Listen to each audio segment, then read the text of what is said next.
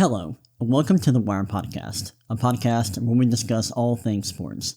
I'm Ryan McCrary, and on today's episode, we're going to talk about the first round of the NBA playoffs, which just wrapped up. We're going to talk about a few series specifically. We're also going to talk about the NFL draft, which took place about a week ago, and I specifically want to focus on 4 teams that I thought did really well during the draft. There were 4 draft classes that I was really impressed by. It's been a while since I recorded an episode. I've been busy with work and just life in general, but I'm excited to be back.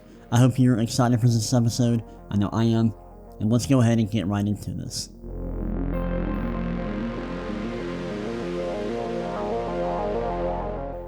Alright, let's go ahead and kick off today's episode by talking about the first round of the NBA playoffs. The first round of the playoffs, I just want to kind of talk about the first round in general. It was really crazy. I mean, I think a lot of things happened that were unexpected. It was a lot of fun to watch all the games, and there were some really interesting series. The first series I want to talk about is the Nuggets versus Timberwolves, because there were the fan reaction to the series was super interesting. And I think what took place during the series was interesting as well. So, of course, as you know, the Timberwolves took down the Nuggets, upsetting them in the first round. And that was a big deal. The Nuggets were the 3 seed in the Western Conference, but the Timberwolves were able to win the series in 6 games. Didn't even go to 7 games. And the Nuggets struggled a lot in this series. And to make matters even worse, the Timberwolves had a lot of injuries in this series. Dante DiVincenzo, I believe, if I remember correctly, he tore his Achilles. And then Anthony Edwards got hurt, so they were missing some key players late in the series and was still able to win and take down the Nuggets. That was impressive. And then we saw a really bad performance from Nikola Jokic, which is not normal. You know, I don't know if we've seen Jokic have just a flat out bad series yet in his career. If we have, it's been a while, I would say. But he really struggled in the series, and that's something I want to focus on a lot in this episode. How Jokic played in the series. Where did the Nuggets go from here? I think that is a very interesting discussion to be had. And the reaction that fans had to Jokic's performance was fascinating. I think it tells a lot about the way that people view Jokic, because he received a lot of backlash. And a lot of it was deserved. A lot of the criticism that Jokic received during the series, he deserved it.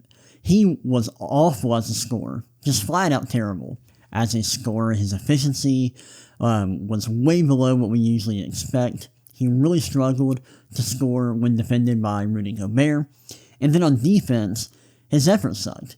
And I'm just going to be blunt. Like, the effort was nowhere near good enough. He wasn't protecting the rim at all. He had a really low block rate in this series. So low, in fact, that Reed Shepherd had a higher block rate in round 1. Like, how is that possible? That shouldn't be possible. And so Jokic got a lot of flack, caught a lot of flack for the way he played in round 1, and deservedly so. But, with that being said, I think some of his critics have gone too far, because we've seen a lot of people on social media doing like a revision of his career, which I think is bad. Like, retroactively tearing down his career after this series, I think is wrong, is bad. I've seen people saying that he shouldn't have won his MVPs, that he's been a fraud in the playoffs his entire career. Like, I've seen people even going back in time now and retroactively saying Joel Embiid has always been a better player.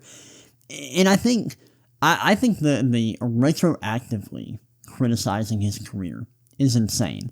Because Jokic did have critics a few years ago when he went on this huge run of being an MVP caliber player year after year after year, winning MVPs, and being considered the best player in the world for a number of years, he did have critics during that time. But I feel like they weren't as vocal as they were after this series.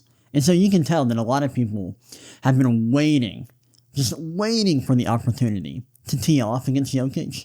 And I think that's been fascinating to see. Of course, Jokic did not play very well in round one, deserves a lot of criticism, and it'll be interesting to see how he reacts to this. How does he respond? How does he respond to having such a poor series?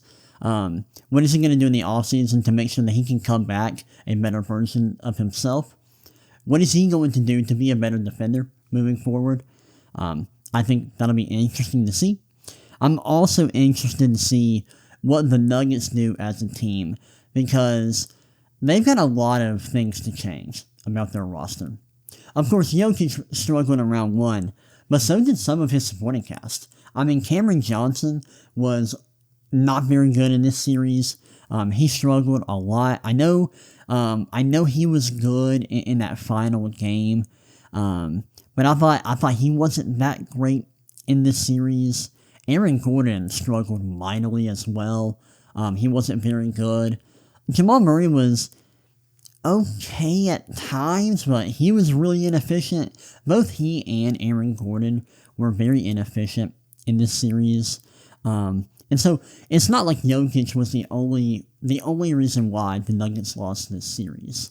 He was a huge reason why. But his supporting cast also didn't show up. And so the Nuggets have a lot to think about going into the offseason as they try to figure out how to get back to being a legitimate championship contender. And I'm fascinated to see what they do moving forward, because they've got a lot to change. I know I talked a lot about the Nuggets. I do want to give a huge shout out to the Timberwolves, who played very well in this series. Ayo Dosunmu balled out. He was amazing, super efficient, had a 40-point game. One game. He was awesome as a scorer off the bench. Jenny McDaniels was great as well, played really well on defense, showed out in Game 7. He was fantastic. Rudy Gobert was amazing on defense.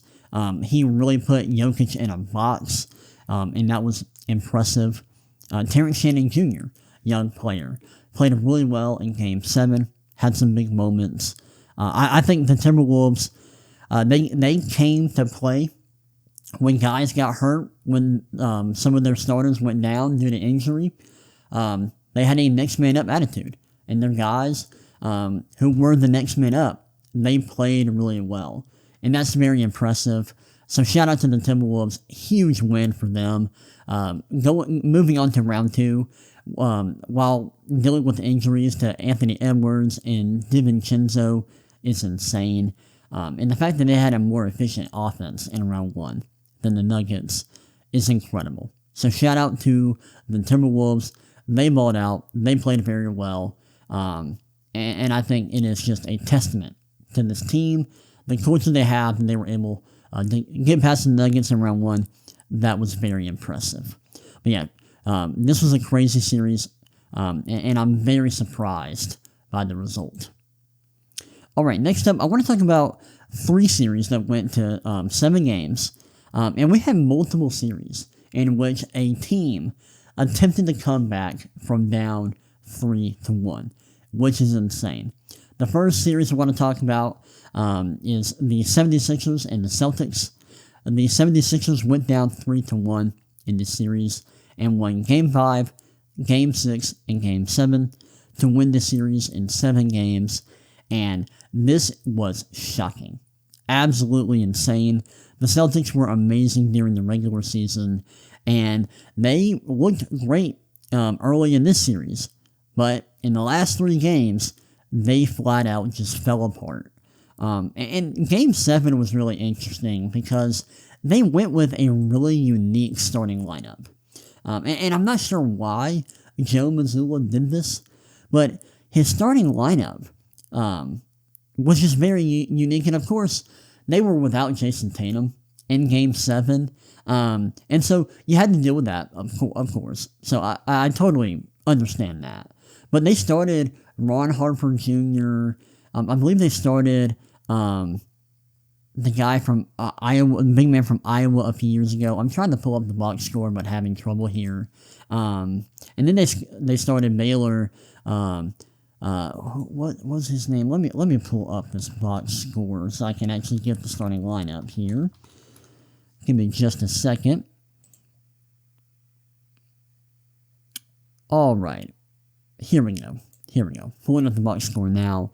So the Celtics in Game 7, their starting lineup was Baylor Shireman, Ron Harper Jr., Jaylen Brown, Derek White, and Luka Garza. So Luka Garza, Ron Harper Jr., and Baylor Shireman are bench players. But they were starting in Game 7, and Garza only played 9 minutes. Ron Harper Jr. only played 4 minutes. And Baylor Shireman only played 22 minutes. And then off the bench, Sam Hauser played 30 minutes, Neemias Queta played 33 minutes, and Peyton Pritchard played 39 minutes. And I don't really understand the point of starting Garza, Harper Jr., and Shireman.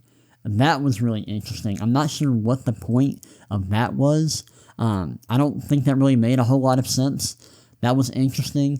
And the 76ers played really well in Game 7, winning 109-100.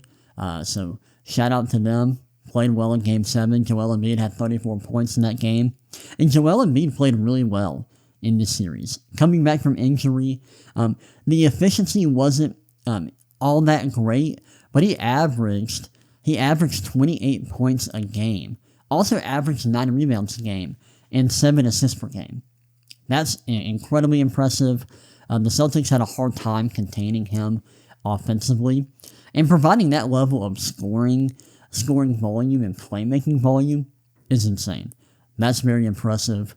Tyrese Maxey, he had a good series, averaging 26.9 points a game, and just under 7 assists per game, shooting over 40% from 3. Paul George looked really good, played super well on defense. He was great on that end of the floor, was also very efficient and shot the ball really well from 3. And then Vijay Edgecombe was okay for a young guy, for a rookie. But Maxey, Paul George, and Joel Embiid, those guys all showed out and played really, really, really well. And the Celtics, they just could not figure out a way to close out this series in the last 3 games, which is disappointing. Jaylen Brown, he was kind of disappointing in this series. The playmaking wasn't that great. With Tatum not being available in Game 7 and him being injured for most of the year, you'd love to see him be a little bit more productive as a playmaker, especially leading the team in usage rate. But when you look at the team's assist rates, he was just 4th on the team in assist rate in this series. And he led the team in usage rate. Like, that's just not acceptable. If you're supposed to be a star wing, I need to see you be more productive as a playmaker. Be better at getting your teammates involved in the offense. And we just didn't see that from Jaylen Brown in this series. And I saw like a stat on Twitter, and I hope I'm right when I repeat this, but someone said on Twitter that the Celtics had a better net rating when Jaylen Brown was off the floor during the series than when he was on the floor. I don't know if that is true, but if it is, that is insane. And it might be true because I'm looking at the advanced stats from the series. And according to Basketball Reference, Jaylen Brown had a higher defensive rating, or his defensive rating was higher than his offensive rating. So it very well may be the case that the Celtics performed better when he was on the bench than when he was on the floor in this series. And if that is indeed true, that is really, really scary and not good, obviously.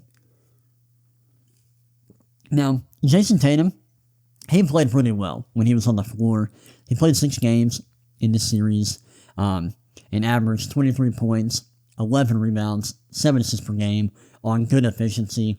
And that's great. The playmaking was really good from him, and that's very impressive. You love to see that. Um, but yeah, like Jaylen Brown struggles, the weird lineup in Game 7. I thought that was fascinating. And seeing a team like the 76ers come back from being down 3-1 is insane. And I know a lot of people are talking about Jim Mazzulla as a coach and talking about how he's great in the regular season but struggles in the playoffs. I think that's a fascinating angle. And I'm interested to see what he does moving forward to make sure that the Celtics are ready in the playoffs and they don't have a big drop off from the regular season to the playoffs. Now, to his credit, he did a great job this year with the Celtics. The fact that the Celtics were the 2 seed after losing Jason Tatum in the playoffs last year and not having him for most of the season is incredibly impressive. But you just cannot blow a 3-1 lead in round 1 to this 76ers team that didn't have Joel Embiid for most of the series. Has like an aging Paul George and a really young Tyrese Maxey as, arguably their best player for most of the series. You just can't have that happen. It's an unexcusable loss. So, yeah, you gotta be better than that. And it is interesting. I'm looking at the 4 factors from this series. Each team's effective field goal percentage, turnover rate, offensive rebound rate, and free throw rate. And the Celtics actually had a better offensive rating in this series than the 76ers. So there may be a little bit of luck involved here for the 76ers, but still, winning 3 games in a row is hard. But that's what they did. And they closed this series out in Game 7 on the road. Very impressive. Shout out to Philly. That was awesome. All right, next up, let's talk about another series that in which one team had a 3-1 lead, and then the other team tried to come back. And not only did they try to come back, but they successfully did. That is the Pistons versus Magic series. The Pistons, as the 1 seed, were down 3-1 at one point, but then won 3 games in a row to win the series in 7 games and move on. Crazy series. The Magic weren't even playing all that well in this series, but got out to a 3-1 lead after Game 4. and the Pistons struggled a lot early in this series. Cade Cunningham, early on, was not playing very well. He was super turnover prone. He just wasn't very efficient early in the series. And it was a huge problem. He was creating a lot. You just look at his per-game numbers. He averaged 32 points a game and 7 assists per game. Now, that's insane. But early on in the series, the efficiency wasn't there, and the turnovers were out of control. But he ended up having a great final couple of games for the Pistons, and he was pretty efficient for the series. The turnover rate was a bit high, but still very good as a playmaker. Had more assists than turnovers. Shot nearly 40% from 3. He was awesome. Had some big moments in the series. Tobias Harris, shout out to him. He actually had some really big moments in this series. Played really well in Game 7, where he had 30 points. That was very impressive. Outside of those guys, they didn't have too many great performances. Jalen Duren was solid. But as a team, the Pistons struggled a bit. They were pretty solid on defense. They were pretty good defensively, but offensively they struggled a lot. They weren't very efficient. They didn't really shoot the ball well from 3, and so that was a problem. But the thing is, the Magic weren't good either. Even though the Magic had a 3-1 lead at one point, they weren't playing well. Their offense was shaky. It was just a battle of mid. I mean, it was just 2 teams battling to see who was the worst. It was really, really impressive. Both offenses were a dumpster fire for most of the series, but the Pistons flipped the switch, turned things around in games 5 through game 7, and they were able to win, which is very impressive. The fact that they had their backs against the wall and came back is awesome. And I know you don't ever want to be down 3-1 when you're the 1 seed. But they took a punch, what should have been a knockout punch, and they got back up, closed things out, and now they are going on to the second round, where they will play, I believe, the Cavaliers, if I remember correctly. Yeah, this was a very, an insane series, absolutely unbelievable, especially Game 6 specifically, where the Magic had a 24-point lead at one point, and I think they had a 17-point lead in the fourth quarter, and they blew it. And the Pistons won 93-79. That might have been, the end for the Magic there. Once you blow that lead in Game 6 and allowed the Pistons to force a Game 7, it's understandable to be, down in the dumps, really disappointed, after a result like that where you really should have won that game. So maybe that was like a big, a moment where they were deflated after that. That wouldn't surprise me one bit.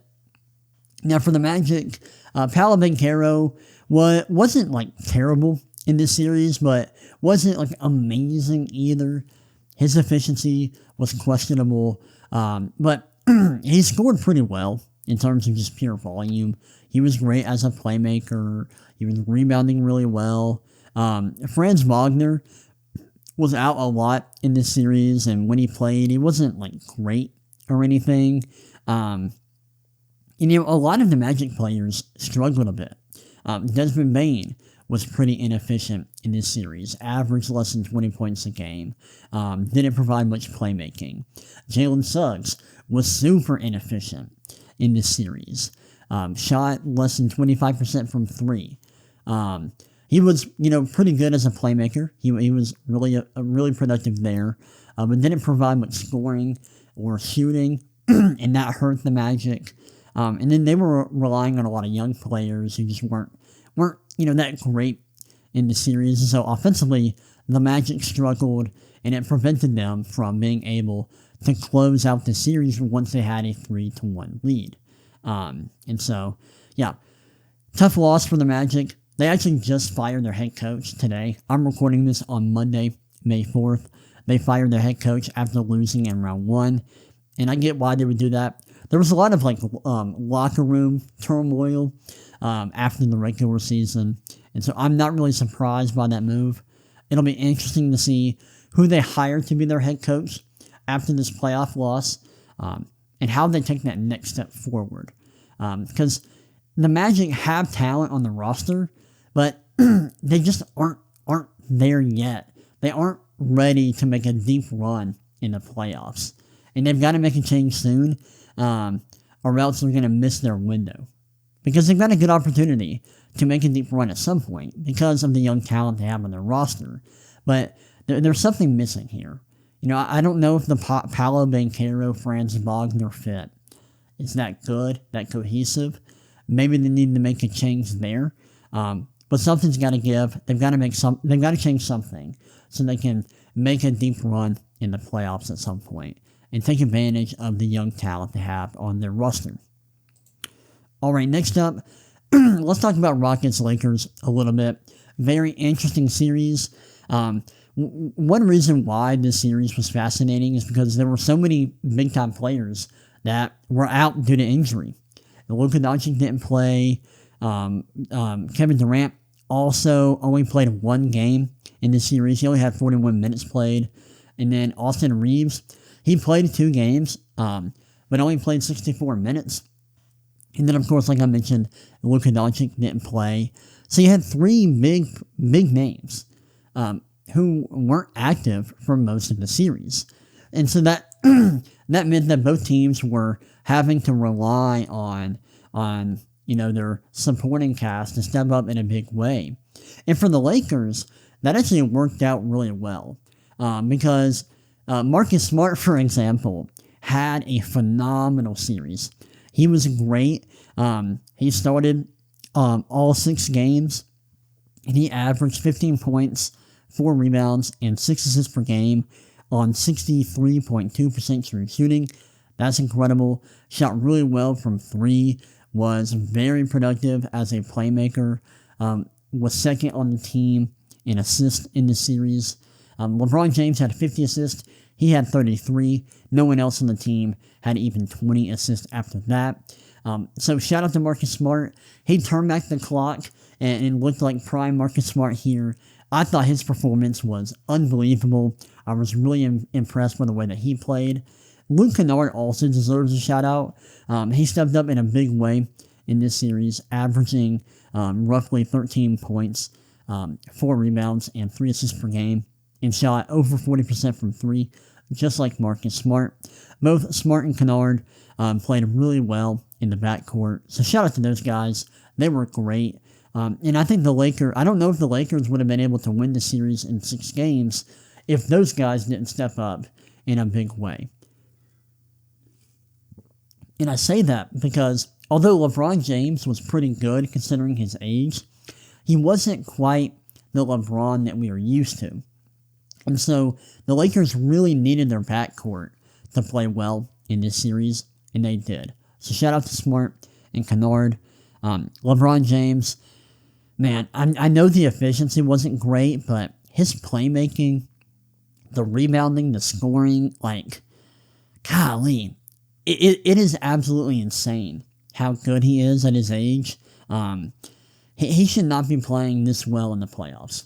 And he wasn't amazing or anything. I don't think he was playing at a superstar level, but because he didn't really shoot all that well in the series. But man, the playmaking was just incredible. And so, yeah, I was impressed by how effective he still is so late in his career. That was impressive. In the Rockets, man, this is a good team. They're very talented, but they're so young. And I don't know what it is about this team, but there's something holding them back. I know a lot of people have been very critical of Alperen Sengun. He wasn't great in the series, to be honest. The scoring efficiency was underwhelming. He didn't really provide much shooting. And he wasn't a great playmaker. His playmaking wasn't really that impressive, so he wasn't really bending the defense much at all. His defense isn't very good. He had some moments defensively in the series. Had some games where he was racking up a lot of steals and blocks.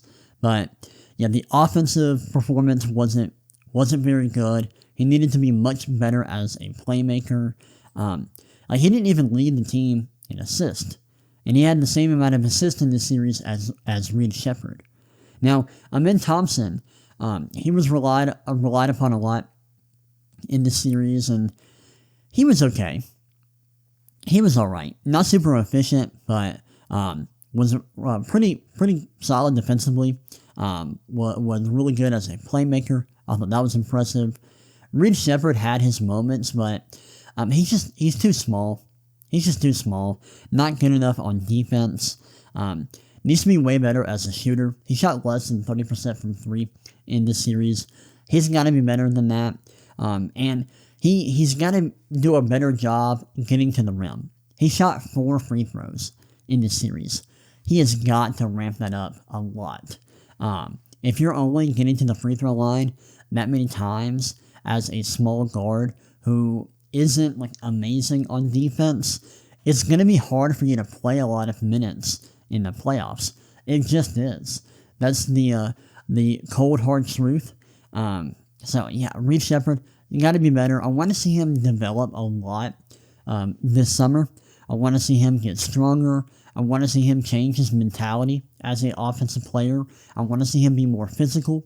I want to see him improve his handle. I want to see him create more for his teammates. I want to see his shooting be really consistent. And I want to see him get to the rim more. Those are some developments I want to see from him moving forward. Yeah, it'll be interesting to see what the Rockets do during the offseason because there's a lot of talent on the roster, but the fit isn't great. And I want to see them. I think they have a chance to be really good someday, but they're going to have to move some pieces around, make some big moves in the offseason in order to make a deep playoff run because they were good in the regular season. But losing to this Lakers team in round 1 is very disappointing. they didn't have Luka. They didn't have Austin Reeves for most of the series. And you lost in 6 games. I know they didn't have Durant. I know he only played 1 game. But come on. That's bad. That's really disappointing. The Rockets, they've got to do a lot of looking in the mirror this offseason to see how they can improve and turn into a serious championship contender. All right, let's close out our round 1 discussion by talking about Raptors Cavs. I don't want to dive too deep into this series. I don't have too much to say, but this is another series that went 7 games. This was a lot of fun. This was a very fun series. The Cavs went up 2-0 early, and honestly, early in the series, I thought the Cavs were going to run away with this series, but the Raptors won Game 3, won big, might I add, winning 126-104. Then the Raptors won Game 4. It was close, 93-89. Then the Cavs won in Game 5, and the Raptors won in Game 6 in a absolutely insane game. Went down to the wire.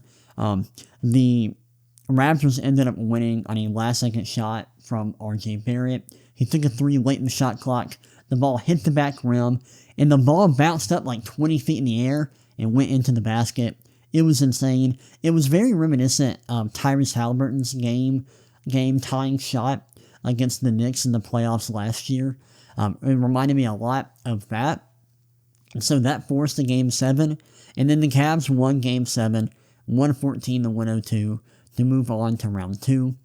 So shout out to both of these teams. They fought hard, but the Cavs came out on top, and now they are moving on to round 2. I want to give a shout out to a few players for the Cavs. James Harden, still being a very efficient scorer this late in his career, is very impressive. He also was very solid as a playmaker. Donovan Mitchell wasn't that great in this series. His numbers were honestly pretty underwhelming. Wasn't that great as a playmaker. He was inefficient, didn't shoot the ball well. But somebody who stepped up in a big way in this series was Evan Mobley. Evan Mobley played really well.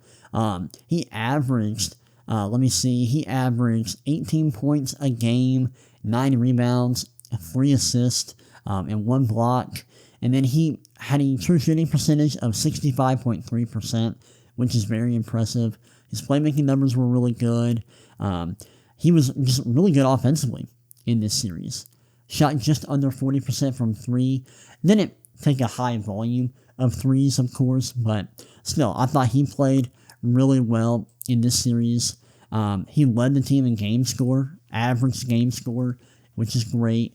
If you're not familiar with game score, it's an advanced metric that kind of measures how productive players are in each game using the box score. It's very, very basic, but still a solid metric to just get a good basic one single number to kind of measure how productive each player is in a specific game. But yeah, shout out to Evan Mobley, shout out to James Harden. Those guys played pretty well. Jarrett Allen was good, and his role was really, productive as a rim protector. But I thought the way that Evan Mobley stepped up was very impressive. He looked like a fantastic young big man in this series. And then for the Raptors, Scottie Barnes, man, what a series for him. He was probably the best player in this series. He was awesome, got to the free throw line a ton, was just very productive and efficient as a scorer, was also amazing as a playmaker, averaging just under 9 assists per game with an assist rate of 36.2%. He also was productive defensively, averaged almost 3 stocks a game, and that is steals and blocks combined. He shot 38% from 3, just under 51% from the field. This was a very impressive series from him. Thought he was great. R.J. Barrett had some moments. He was quite productive in the series. Averaged 24 points a game, just like Scottie Barnes. Colin Murray-Boyles was great as a young wing, really efficient. Also great defensively. Also provided a lot of playmaking. Jamal Sheed, another young player, he was really productive as a playmaker. But, Colin Murray Boyles, what he did defensively in this series was insane. I saw a lot of people talking about him, how he looked like one of the better young defenders in the NBA, and I agree. It was really impressive the way he performed as a rookie, so shout out to him. Brandon Ingram, he struggled in this series. Didn't play very well, just wasn't very good offensively, not efficient, very little playmaking from him.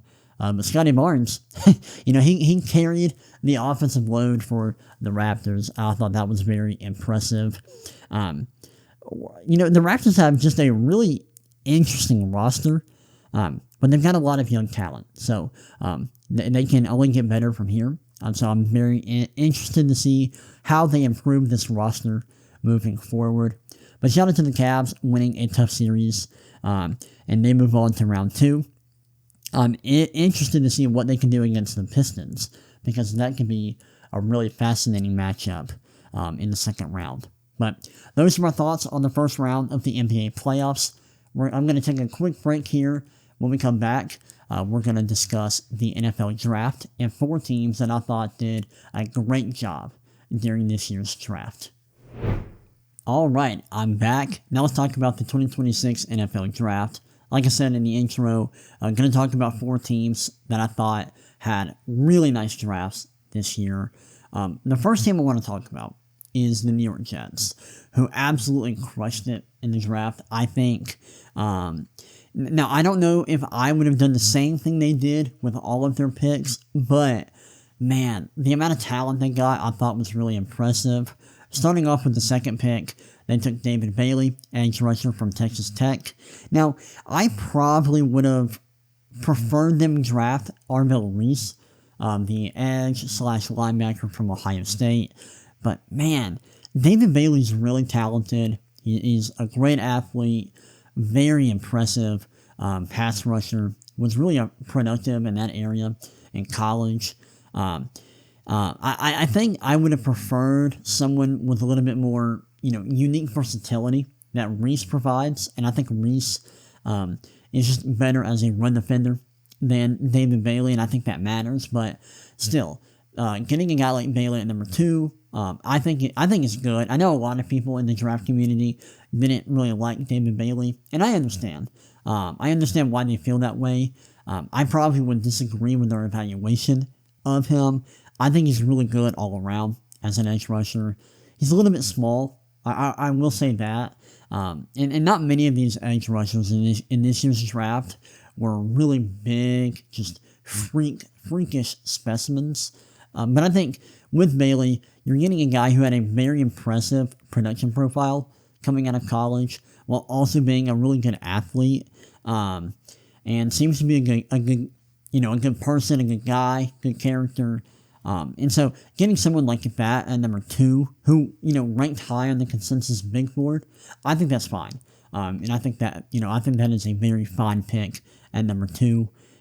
Then at number 16, they took Kenyon Sadiq, tight end from Oregon. Sadiq is a very interesting prospect, freak athlete. One of the most athletic tight ends we've ever seen, really. Really effective as a deep threat. Wasn't the best receiver in college, but that's because he had kind of a limited role, limited usage as a receiver at Oregon. But adding him to that Jets offense is going to be a lot of fun. I think he will make Garrett Wilson's life easier. You can use him in a lot of different ways because he is so athletic. You can play him, in line, on the line of scrimmage. You can play him out wide a little bit. He provides a lot of versatility there. And I don't remember his tackle breaking or his yak numbers right off the top of my head, but based on when I watched him play, I think it's fair to say that he does provide a good bit of yak as a tight end, so you get that part of his game. I think he's interesting. I think he's actually better than his raw production would indicate some of his more advanced numbers were actually quite good at Oregon. His deep threat production was fantastic, and so I think he's got a chance to be really good. I think people are going to look at his like market share numbers, like the percentage of his team's receiving yards he had in college, and scoff.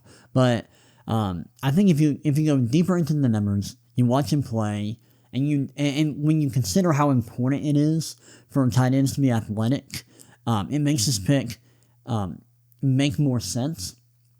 I probably would have preferred them go with someone like Mekhi Lemon, but I think this is a solid pick. I'm not complaining at all, and he will be their new starting tight end, and he's going to add a lot of juice to that passing game, which is important.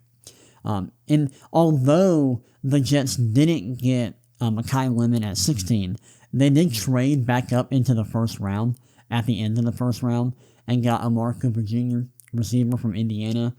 And I freaking love Amari Cooper Jr. I think he is awesome as like this really... He's a very unique player. He's great with the ball in his hands. He's a yak monster. Was really productive at Indiana. He's athletic. He's not just like a yak guy. You put him in the slot, and that's really all he can do. He's a really good all-around receiver, in my opinion. He's got good hands, and that combination is really impressive. He's not the most fluid route runner. That's not his game. That's not his skill set. He's not someone who like creates a lot of separation with fluid route running. But he plays physical. He's, like I said, really good at generating yards after the catch. Has good hands. Okay size. He's athletic. Like that, he's like the entire package, which I like. And I think getting him at 30 is a steal. He could have gone off the board earlier. I really like that pick for the Jets. I thought that was good value.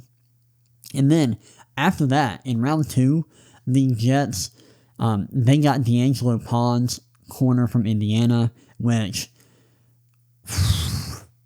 man, what a pick. What a pick. My boy is a Jet. I am the biggest D'Angelo Pons fan of all time. If there are no D'Angelo Pons fan on Earth, then I am dead. He is my son. I love him, and I will be driving the D'Angelo Pons hype train for the rest of my life. Pons is such a good prospect. He's small, and a lot of people are going to overlook him because of his size or lack thereof, but he plays really physically. He played on the outside a lot in college. That's where he mostly lined up.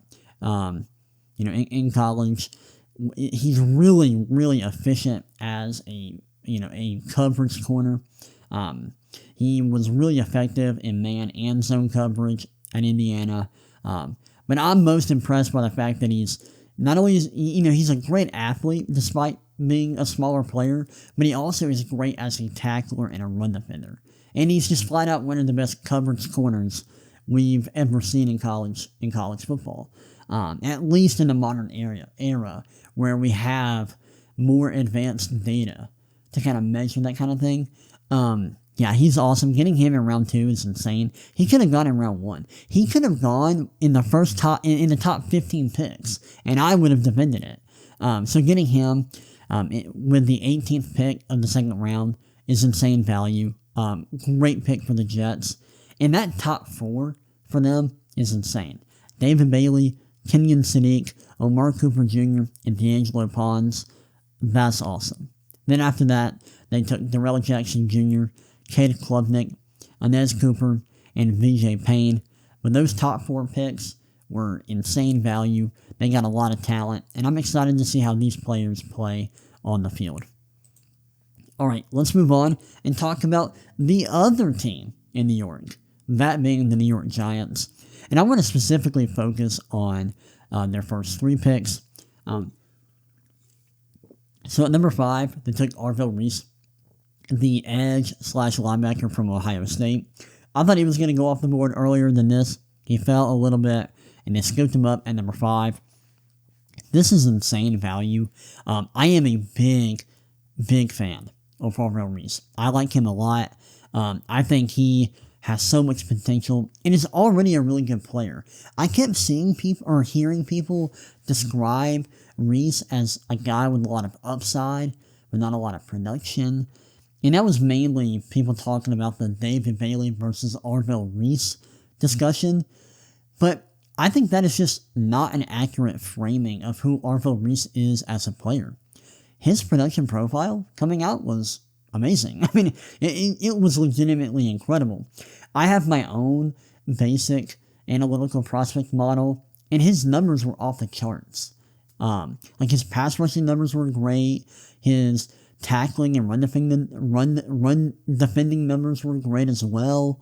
I think he's a great athlete who's got a lot of versatility in how he can be used on defense. You can play him at linebacker. You can play him as a quarterback spy. You can play him on the defensive line. He's just a very unique and very gifted player. Getting him with the 5th pick is kind of crazy. That's insane value.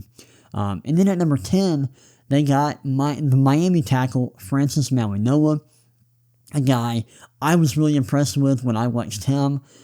His mobility is insane. He can play on the inside and the outside. He's not the biggest player, so he could end up being a guard in the NFL, but his mobility is insane.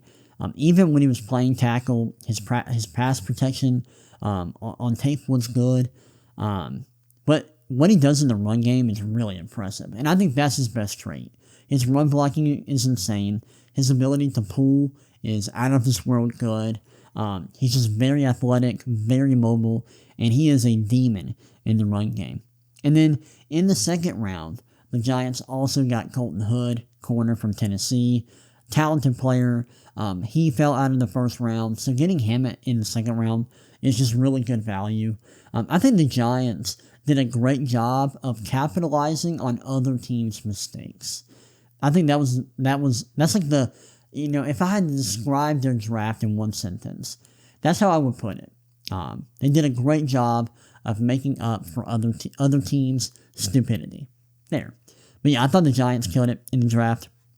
After those 3 players, they got Malachi Fields, Bobby Jamison Travis, J.C. Davis, and Jack Kelly. Now, the third team I want to talk about is the Cleveland Browns, who had a ton of picks, and they made the most of them. I'm really going to focus on their first 4 picks. So at number 9, they traded back with the Chiefs and got Spencer Fano, tackle from Utah. Great pick. My analytical prospect model had Fano as the OT1 this year. He was really productive as a run blocker in college. And so I really like that pick. They needed to tackle bad, and I thought that was a good option getting him at number 9. Trading back and still getting Fano was great. I thought that was a really good process, so I liked what the Browns did there. Then at 24, they took Casey Concepcion, a receiver from A&M. The Browns also needed receiver help, and so I thought that pick made sense. Casey Concepcion has a lot of fans in the draft community, and I wasn't the biggest fan of his, but I can see why people like him. And I can see how he can become a really good player in the future. I just think people were overlooking how bad his production was in college. And even recognizing that, there were still parts of his production profile that were impressive. His separation was great in college. Just watching him, you can see how good he is coming off, with his releases. He creates separation easily. That's very impressive, and that shows up in his production. He doesn't have, or he generates a lot of uncontested targets, which is really impressive. He's got good hands on 50-50 balls. And I think that's his calling card. Creating separation and making really tough catches in contested situations. That's what he does well. Now, he did struggle with drops throughout his collegiate career, but if he can clean that up and he can put everything all together, he's got a chance to be a really good player at the next level.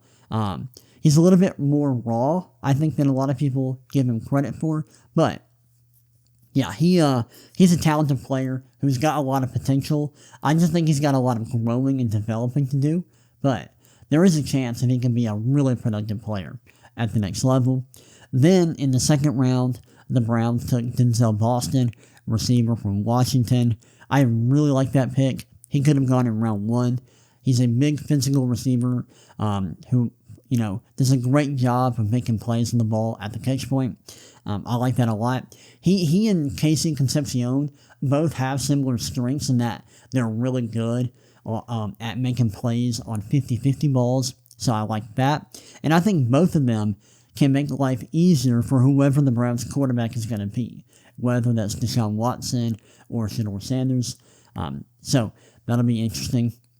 And then with their second round pick, the Browns took Emmanuel McNeil-Warren, safety out of Toledo. I absolutely loved this pick. I think McNeil-Warren is a very talented player. He's got good size. He's really good in the box as a safety. He can defend the run. He's a good tackler. He can also play in coverage. He's a really good all-around player. Getting him with the 26th pick is really good value. I love that pick. And I think, the Browns did a great job with their top 4 picks. They traded down from 9 to get their, the tackle they wanted, which is a good process. They improved their receiving core to help out their quarterback, which also good process, and they got talented players while doing that. And then they took advantage of a talented player falling, getting Emmanuel McNeil-Warren. So I loved all of that. Then after those guys, the Browns took Austin Barber, Parker Brailsford, Justin Jefferson, Joe Royer, Taylor Green, and Carson Ryan. All right, let's close out today's episode of the podcast by talking about my favorite team to talk about every draft, because they always have a draft class that I love, and that is the Philadelphia Eagles. Howie Roseman, you did it once again. Shout out to you. I'm a big Howie Roseman fan, and I think he did a great job in this year's draft. So, starting off in round 1, the Eagles traded up past the Pittsburgh Steelers to get Mekhi Lemon, receiver from USC. I'm a huge Mekhi Lemon fan. I think Lemon was slept on throughout the draft process by a lot of people in the draft community, and I get why people sleep on him, but I think people are evaluating him using an outdated kind of evaluation model. I think people are stuck in the past in the way that they evaluate wide receiver prospects, and they haven't gotten up to speed with what works for receivers in the NFL, what causes receivers to be productive in the NFL, and what type of receivers can be productive in the NFL. And I think, based on what we've seen the last couple of years with Puka Nikola and Jackson Smith and Jigba becoming really productive players, we've seen guys who can play, who have, usage versatility, who can line up inside and outside, who are really productive against zone coverage, who are really good at creating separation, have good hands. Those type of receivers are becoming really productive in the NFL now. Another guy like that is Amon-Ra St. Brown. And I think Mekhi Lemon fits that mold. He was really productive in college. I think he's got the profile of a future really, really productive wide receiver 1. Of course, there's a chance he may not work out. I know he's not the best athlete in the world, but he has so many high-level traits. He's got great hands. He's great with the ball in his hands. He plays physical. He gets open. He's just a great all-around receiver. I think he should have gone higher than pick 20. And with the Eagles reportedly being very likely to trade A.J. Brown, I think this made a lot of sense for the Eagles. I love the pick. Then in round 2, we saw the Eagles make a very interesting selection, picking Vanderbilt tight end Eli Stowers. The Eagles still have Dallas Goedert, so I'm kind of interested to see how they're going to use Stowers. I'm assuming they're going to just use a lot of 12 personnel, which is 1 running back, 2 tight end sets. And Stowers is really good. He's super productive as a receiver, or he was at Vanderbilt. He's an all-time great athlete for a tight end. And so I think he's got a chance to be really productive in Philly. And based on them taking him in the second round, I think they're going to use him a lot and use him in creative ways. So I like that. Then in the third round, the Eagles took Markel Bell, Miami tackle. Then in the fifth round, they took Cole Payton, quarterback from North Dakota State, a guy I loved. And I think the value of getting him in the fifth round is really good. He's mobile, was very productive in college. And so getting him in the fifth round is insane value. Then they took Micah Morris in the sixth round, guard from Georgia. I saw some analytics models that were really high on Micah Morris. I know the guys at Gridiron Grading, they were really high on Micah Morris. And so I thought that pick was good value. Then after those guys, the Eagles took Cole Wisniewski, UR Bernard, and Keyshawn James Newby. I think the Eagles did a great job with the picks they had, got good value, and you can tell they're really good at evaluating talent, and they get good value in this draft. So loved it for them. But yeah, those were four teams who I thought did a great job during the draft. All right, that's it for today's episode. I hope you all enjoyed it. With the NBA playoffs, continuing now that we're in round 2, I'm going to be hopping on the podcast more often and talking about the games in the series. But that's it for today's episode. Hope you all enjoyed it, and I will see y'all next time. Peace. God bless.